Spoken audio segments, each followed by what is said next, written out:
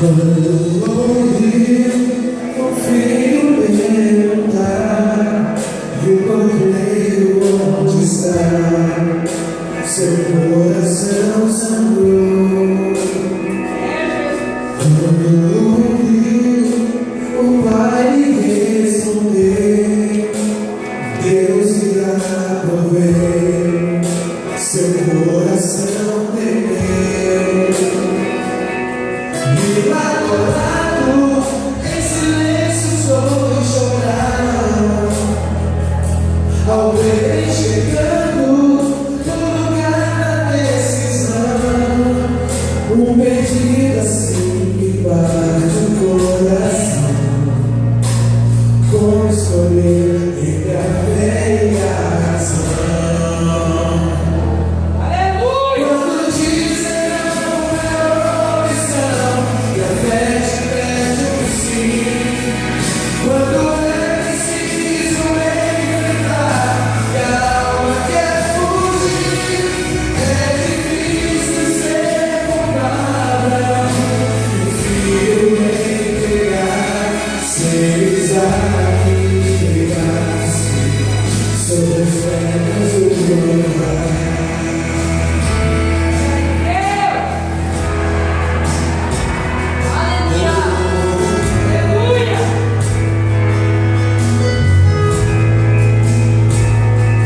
Quando ouvi o filho perguntar e o cordeiro onde está, seu coração sangrou.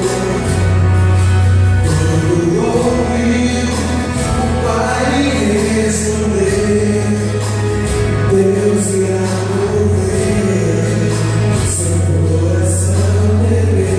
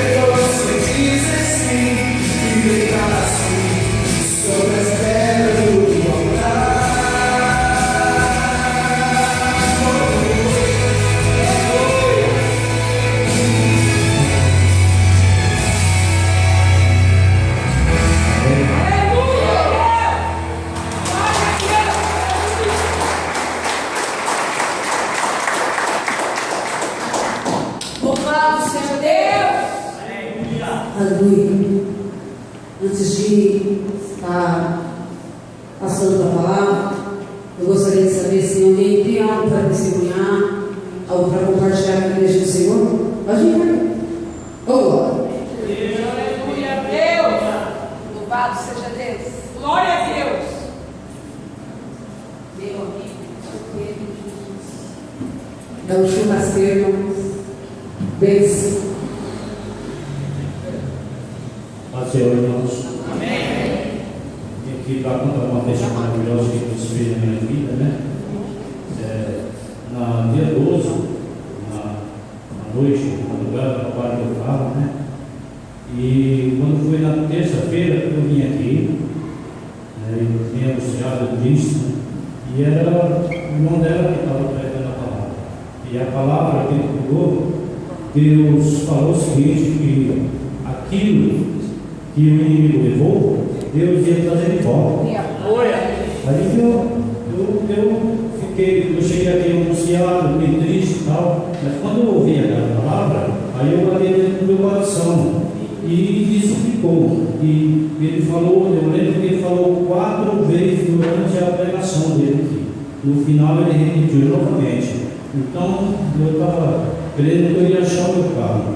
E quando foi na quarta-feira, eu triste, levantei, aí eu tinha algumas coisas para levar lá no reciclado do Senasa, aí eu fui lá e levei. Quando eu cheguei lá, tinha um colega meu, aí ele perguntou para mim: ô Pedro, o que você estava fazendo lá no Vila Luzia, no horário da Vila Luzia, ontem à noite?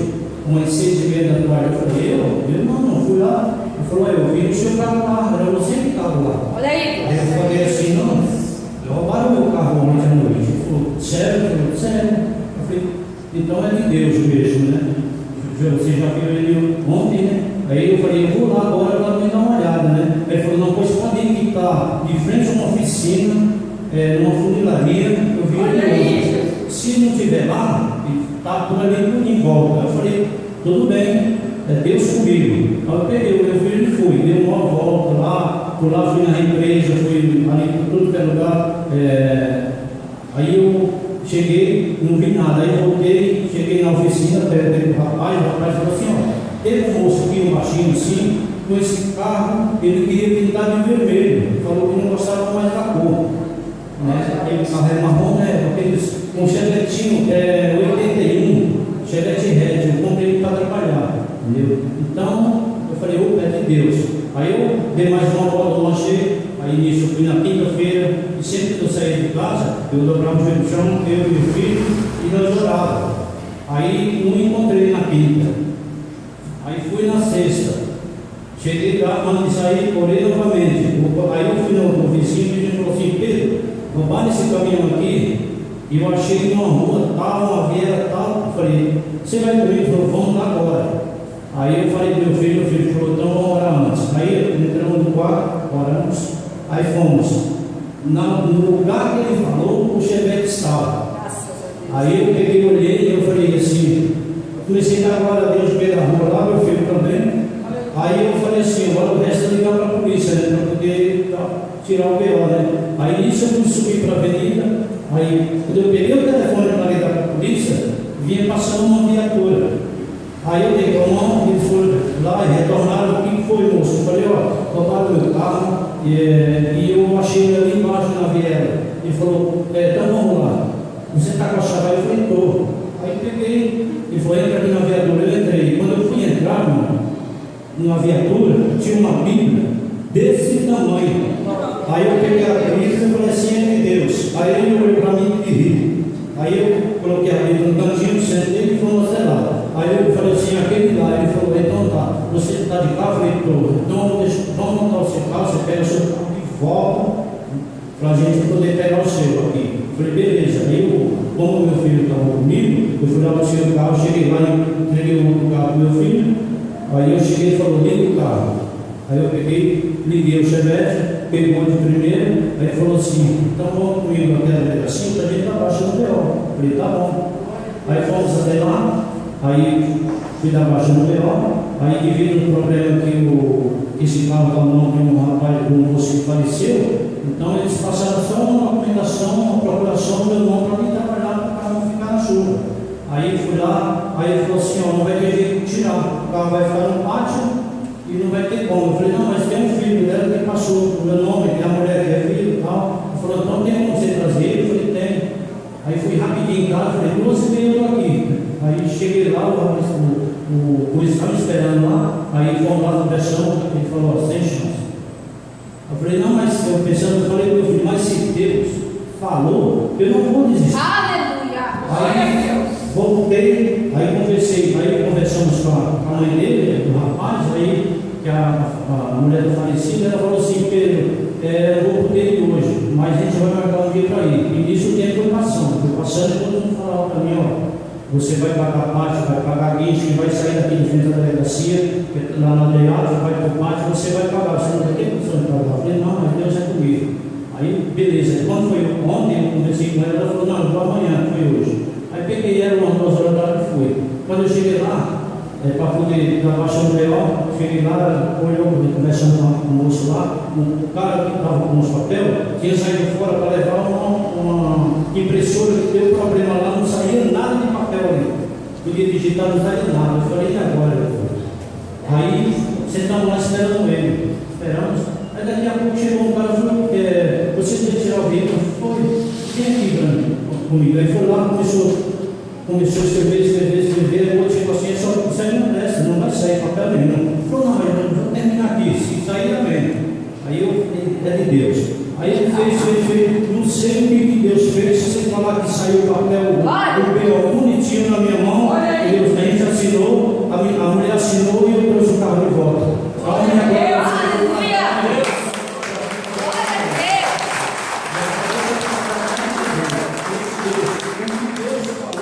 O que Deus falou, Deus cumpriu. Então eu busquei cada dia mais, eu estou buscando, estou orando, e só tenho mais que agradecer. Em nome de Jesus.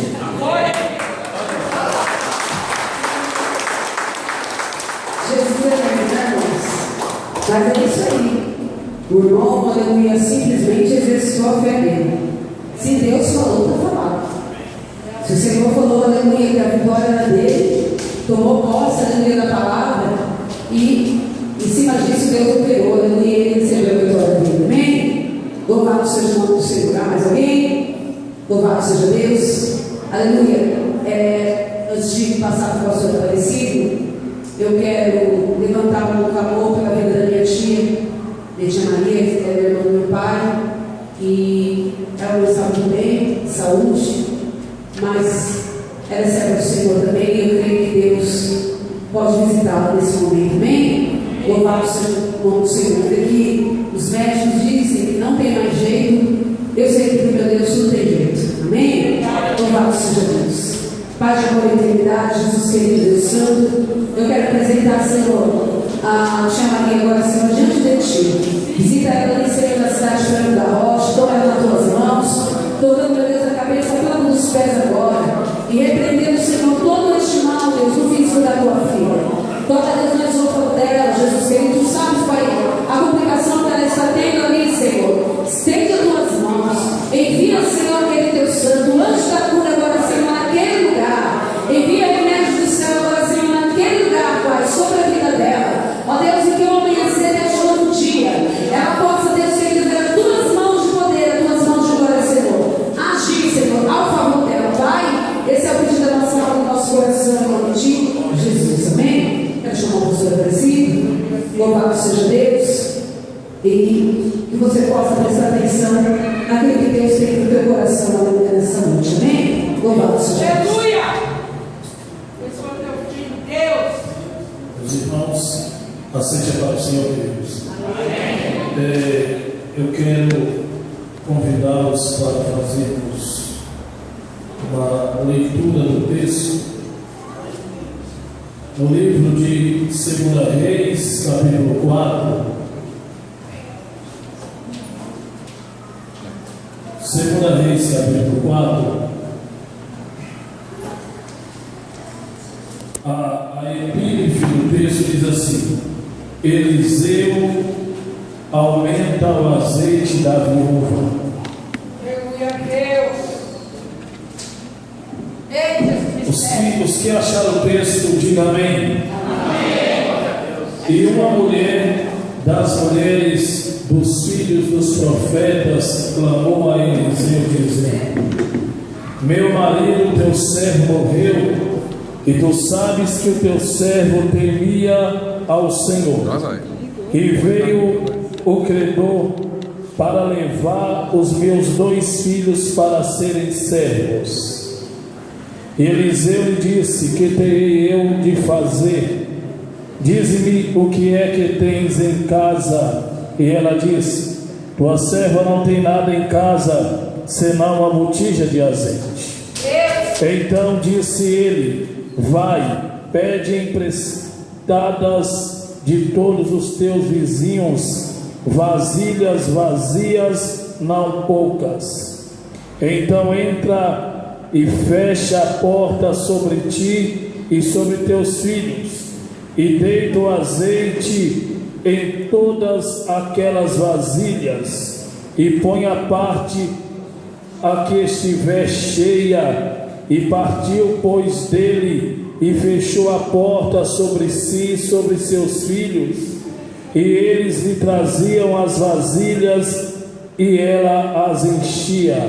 E sucedeu que, cheias que foram as vasilhas, disse a seu filho: traze-me ainda uma vasilha. Porém ele disse: não há mais vasilha alguma. Então o azeite parou. Então veio ela e o fez saber ao homem de Deus. E disse ele: vai, vende o azeite e paga a tua dívida, e tu e os teus filhos vivei do resto. Amém? Senhor Deus, Deus de Abraão, Deus de Isaque, Deus de Jacó, eu reconheço o quanto pequeno sou diante da tua magnitude, diante da tua grandeza. Eu me rendo aos teus pés e reconheço que o único grande aqui é o Senhor. E eu tributo toda a honra, toda a glória ao teu nome, Senhor. Deus, venha mais uma noite diante desta oportunidade, usar de bondade para comigo, Pai, e por mais uma vez fazer uso da minha humilde pessoa, para que eu seja um instrumento teu, para que eu seja um vaso teu em tuas mãos, eu possa ser usado aqui, Pai, e o teu nome ser glorificado. Pai, tira toda distração, todo o comichão dos ouvidos, para que a tua igreja possa continuar ouvindo a tua palavra, Senhor. Nós queremos te exaltar, te glorificar nesta noite, em nome de Jesus. Quantos podem levantar as suas duas mãos e dar a melhor glória para Jesus? Eu quero agradecer a Deus pela oportunidade. Irmãos, eu nem sabia que tinha culto aqui na terça-feira. Aí eu cumprimentei a pastora no WhatsApp, aí perguntei se tinha culto. Aí ela foi tocada por Jesus, por Jesus, e perguntou se eu queria vir pregar. E Deus preparou para que eu pudesse estar aqui com os irmãos. Então Deus seja louvado pela vida da pastora, pela vida do seu pai, pastor José, né? Ele está lindo, irmão. Essa camisa destacou ele assim, igual José, né? Está chamando a atenção. Deus abençoe ele. Deus abençoe o homem de Deus que está lá atrás. Como é o nome do seu irmão? Wagner. Deus abençoe o Wagner. Sua mãe está lá, aquela mulher linda, levantando a mão. Deus abençoe a senhora. E ela gostou que eu chamei ela de linda, que ela está sorrindo lá. Glória a Deus. Irmãos, eu tenho um tema sugestivo que Deus colocou no meu coração sobre esta leitura que ora acabamos de fazer. Vitória em tempo de crise. Fala para o seu irmão: vitória em tempo de crise. Fala de novo para ele: vitória em tempo de crise. Senhoras e senhores, falando a respeito da crise, os chineses, eles encaram a crise de duas maneiras. A primeira maneira ou a primeira forma, ou o primeiro ponto de vista que os chineses têm da crise é como destruição. Porque o lema e a tese, a filosofia deles em classificar nesses dois sentidos é: se você não souber administrar a crise, ela te mata. Se você não souber administrar a crise, ela destrói a sua vida. Mas um outro ponto de vista positivo que eles têm da crise é que a crise ela nos amadurece, nos fortalece, nos traz experiência e nos abre portas de oportunidades. Então, segundo os chineses, tudo é dentro do ponto de vista como você encara a crise. Porque nós acabamos de ler um texto que nos fala de uma viúva passando, enfrentando uma crise existencial. Crise essa que estava tomando uma proporção, que queria de fato atingir a sua família. Porque nós lemos um texto que diz assim: e uma mulher das mulheres, dos filhos dos profetas. Meus amados, eu quero até nessa expressão verbal para vos explicar algo de importância aqui.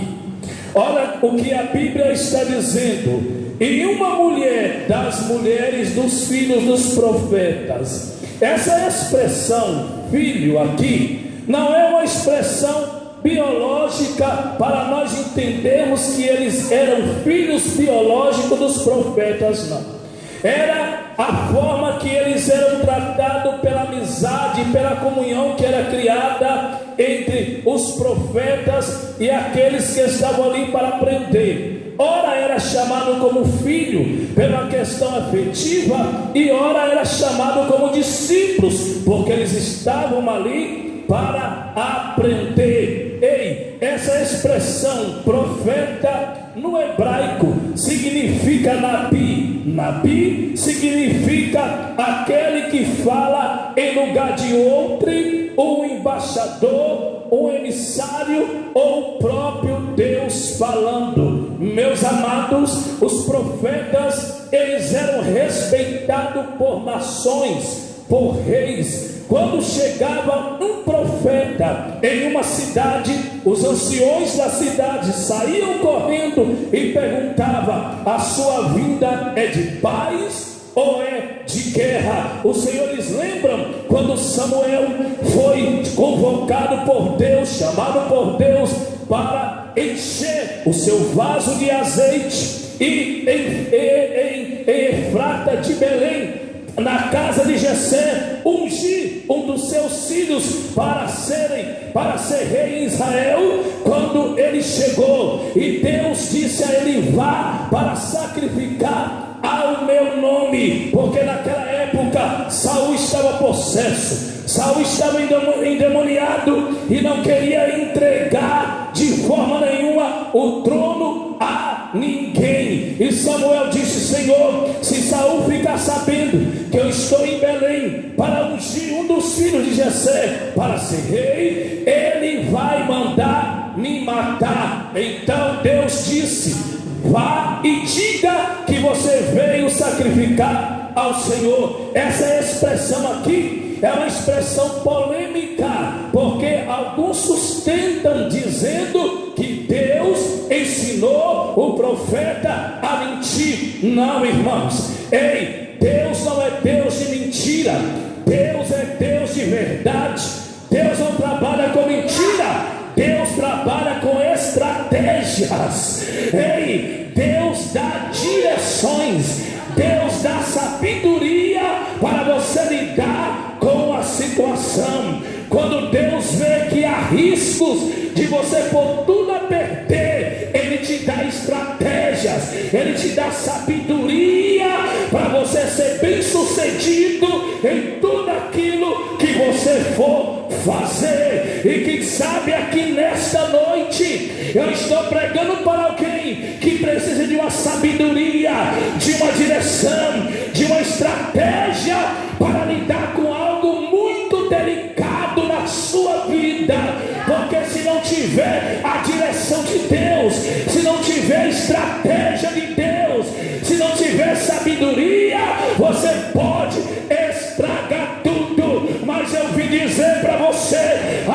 nesta noite que Deus lhe dá uma estratégia diante dessa situação. Deus lhe dá sabedoria diante dessa situação. Deus lhe dá direção diante dessa situação. E o nome do Senhor vai ser glorificado. Olha para cá, aquilo que tem tudo para dar errado, Deus está dizendo, vai dar certo, porque eu vou lhe dar sabedoria. Vai dar certo, porque eu vou lhe dar estratégias. Vai dar certo, porque eu estou contigo. Fala para o seu irmão, Deus está lhe dando estratégias aqui nesta noite. Fala, Deus está lhe dando sabedoria aqui nesta noite. Fala, Deus está lhe dando direções aqui nesta noite. Fala porque a situação é delicada. Então Deus está falando com alguém aqui hoje. Porque a questão era Saul. E para lidar com a situação que Saul estava por trás, tinha que ter uma estratégia de Deus. E quando ele chega com aquele sacrifício, com aquele bezerro para sacrificar o Senhor, os anciões correm até Samuel e perguntam para ele: a tua vida é de paz ou a tua vida é de guerra? Ele disse: a minha vida é de paz. Sabe o que Deus está dizendo? Se prepare para viver tempos de paz na sua vida. Ei, pessoas que traziam guerras, dor de cabeça e problemas para a sua vida, Deus está eliminando da sua vida. Só vai se aproximar pessoas da sua vida para trazer paz. Ei, a partir de hoje Deus está mudando tudo na sua vida. Quem tirou a sua paz não tira mais. Quem tirou o seu sono não tira mais. Porque Deus está dizendo: é tempo de paz para a sua vida. Ei, bate na mão do seu irmão assim e fala: é tempo de paz para a sua vida. Aleluia! Você não está entendendo? Só vai entrar na sua vida pessoas da paz. As pessoas da guerra, da contenda, da picuinha, Deus está arrancando da sua vida. Olha para cá, a importância de analisar o texto.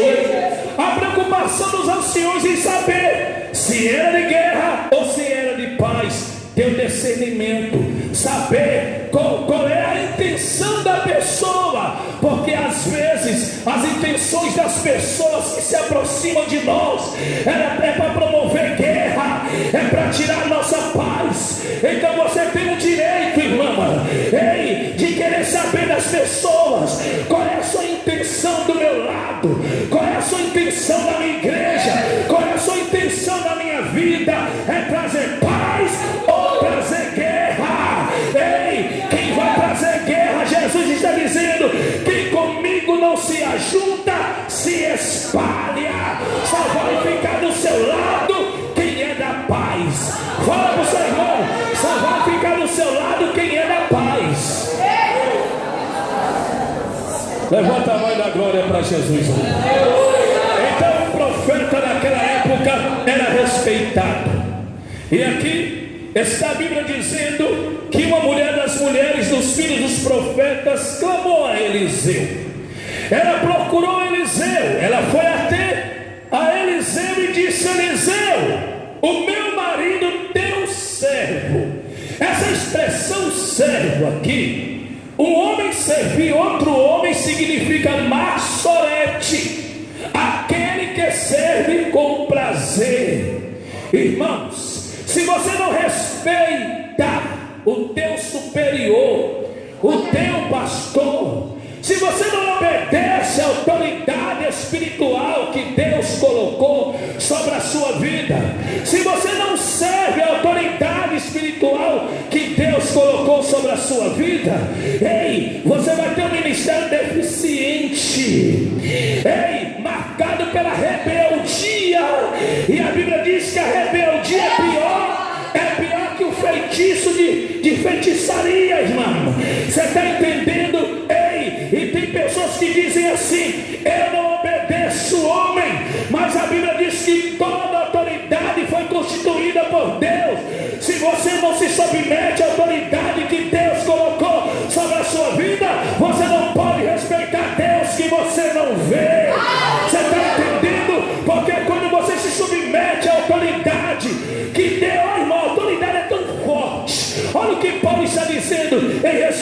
autoridade dos pais sobre os filhos.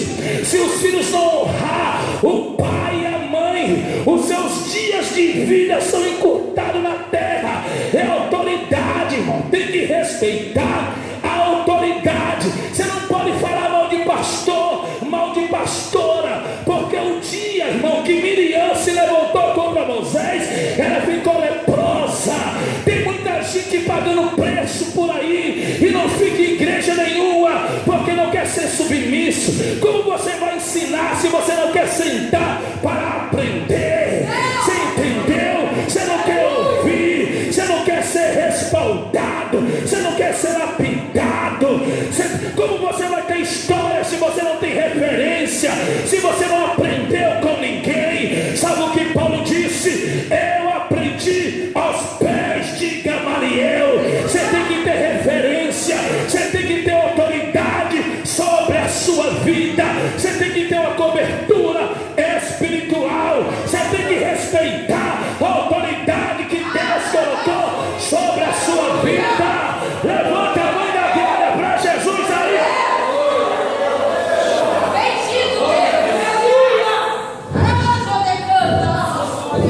Se esse homem aqui fosse um servo rebelde, o discípulo rebelde, essa mulher não ia atrás de Eliseu, porque ela sabia que Eliseu não ia fazer nada por ela. Olha aí, Jesus. Mas esse homem morreu, mas deixou um legado. Morreu, mas o respeito continuou vivo. Irmãos, o que mais vale é o respeito das pessoas. Porque quando você conquista o respeito das pessoas, olha o que está na Bíblia, mesmo depois de morto, Deus deu vitória para este homem. Olha para cá para você entender. Ela chega dizendo: meu marido, teu servo, morreu, e tu sabes que o teu servo temia ao Senhor, e veio o credor a levar os meus 2 filhos. Fala para você, o que é teu, o diabo não vai tomar. Fala, o que é teu, o diabo não toma. Fala mais uma vez, o que é teu, o diabo não toma. Aleluia! Nós estamos diante de uma mulher vivendo uma crise existencial, uma crise gerada por uma dívida, por um problema financeiro, que queria tomar